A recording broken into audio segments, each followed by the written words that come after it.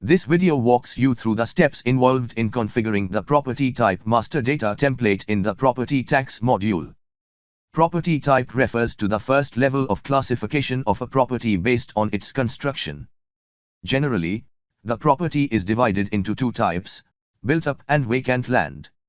Mostly these property types are fixed and commonly used in all the ULBs across the country. Hence, this data is not needed anymore in the template. Download the data template to configure the property type master's data. As we can see here, the template contains 4 data columns. In the property type code column, provide a unique code for each type of property. Now, enter the property type name in English. And, finally, enter the local language name for the property type. Update the information for each column. Some columns marked with a star are mandatory. Please make sure all the mandatory columns are updated in the template. To know specific requirements of the individual column, please refer to the data definition table for property type.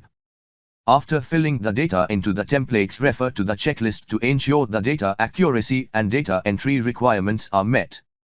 For any query or assistance, please feel free to reach out to our team. We hope this video has helped you understand the configuration of property type. Thank you.